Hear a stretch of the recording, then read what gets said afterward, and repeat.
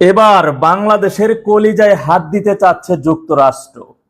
Devil Yunus ক্ষমতা দখলের পরে বলেছিল রিসেট বাটনে চাপ দেওয়া হয়েছে। বাংলাদেশ সৃষ্টির যে ইতিহাস, সেই ইতিহাস মুছে ফেলার উদ্দেশ্যে মূলত সে রিসেট বাটনের কথা বলেছে।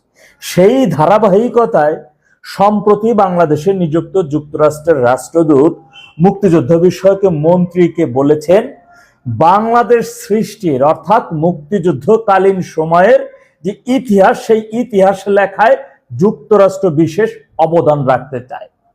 1971 সালে সেই মুক্তিযুদ্ধকালীন সময় যুক্তরাষ্ট্রের অবস্থানটা কি ছিল নিশ্চয়ই আপনারা ভুলে যান নাই। আপনাদের মনে আসছে যে 71 সালে পাকিস্তান হানাদার বাহিনী আমাদের বাঙালিদের উপর যে অস্ত্র দিয়ে গুলি করেছিল, যে ট্যাঙ্ক, কামান, গোলাবারুদ ব্যবহার করেছিল, সেটি ছিল যুক্তরাষ্ট্র থেকে আনা। তৎকালীন সময়ে যুক্তরাষ্ট্রের সিনেটে আইন পাশ হয় যাতে তাদের প্রেসিডেন্ট নিক্সন বাঙালিকে হত্যার উদ্দেশ্যেই অস্ত্র দিতে না পারে। কিন্তু তাদের সেই আইনকে বৃদ্ধাঙ্গুলি দেখিয়েও প্রেসিডেন্ট নিক্সন বাঙালিদের হত্যার উদ্দেশ্যে সুযোগে উন্নত মানের অস্ত্র দিয়ে পাকিস্তানকে সহযোগিতা করেছে তা নয়, তারা কিন্তু সপ্তম নৌবহর পর্যন্ত পাঠিয়েছিল, যেটা রাশিয়ার অষ্টম নৌবহরের বাধার মুখে পিছু হতে বাধ্য হয়েছিল।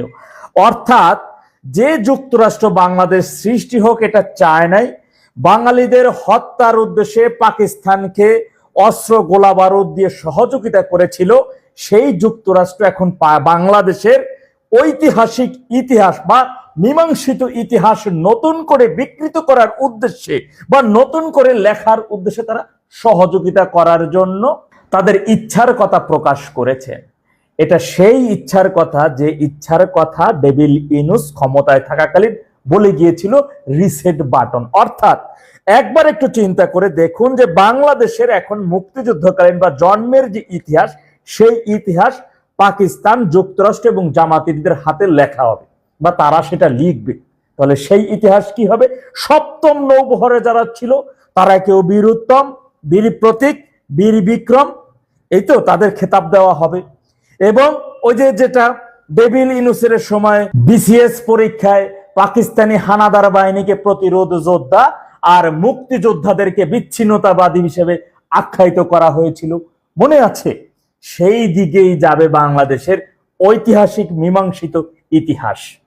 এর চাইতে হতাশা আর এর চাইতে একটা দেশের জন্ম লগ্নের যে ঐতিহাসিক ইতিহাস বিকৃত হওয়া আর কি থাকে বাকি বলতে পারেন? কোথায় যাচ্ছে বাংলাদেশের স্বাধীনতা, সার্বভৌমত্ব? বাংলাদেশের স্বাধীনতা বা সার্বভৌমত্বের প্রতীক জাতীয় সংসদ ভবন।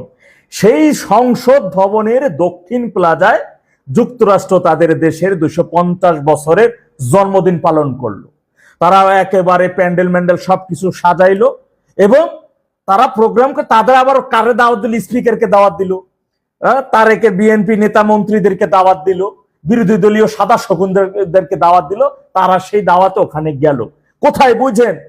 আপনার বাড়িতে প্রোগ্রাম, আপনি আমাকে দাওয়াত দিয়েছেন, আমি আপনার বাড়িতে গেছি, কিন্তু যুক্তরাষ্ট্র ঠিক তাই নেই যে আমাদের সার্বভৌমত্বের প্রতীক জাতীয় সংসদ ভবনে তাদের দেশের জন্মদিন পালন করছে আর দাওয়াত দিছে কাদেরকে? এই যে স্পিকার, এই যে বিএনপি, এই যে জামাতি সাদা শকুন। তার মানে কি এ দ্বারা কি স্পষ্ট নয় যে ওই সংসদ ভবন তাদের ঘর? সেটাই হয়েছে।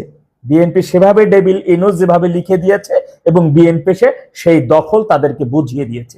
সবশেষ এখন বাকি ছিল মুক্তিযুদ্ধের ইতিহাস পাকিস্তানে যুক্তরাষ্ট্র এবং জামাতিরা নতুন করে লিখবে, যাকে তারা বলবে সঠিক ইতিহাস তুলে ধরা হয়েছে এমন একটা হেডলাইন দিয়ে তারা তাদের মতো করে লিখবে।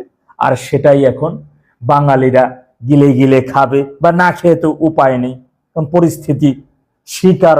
দেখা যাক স্বাধীনতা বিরোধী জামাতি এবং জুলাই জঙ্গিদের সবচেয়ে নির্ভরযোগ্য বিশ্বস্ত প্রতিষ্ঠান বিএনপি, তারা একত্রিত হয়ে মার্কিনী এবং পাকিস্তানিদের সাথে নিয়ে বাংলাদেশের সার্বভৌমত্ব কতটা বিকিয়ে দিতে পারে, গুরুত্বপূর্ণ স্থাপনা কতটা তাদের হাতে দিতে পারে এবং বাংলাদেশের আগামীর ভবিষ্যৎ কোথায় গিয়ে দাঁড়ায়। তবে এভাবে চলতে থাকলে যে বাংলাদেশের ভাগ্যে করুণ পরিণতিতে ভুগতে হবে এটা তো চিরন্তন সত্য, সেটা তো একেবারে সামনে এখন চাক্ষুষ আমরা দেখতে পাচ্ছি।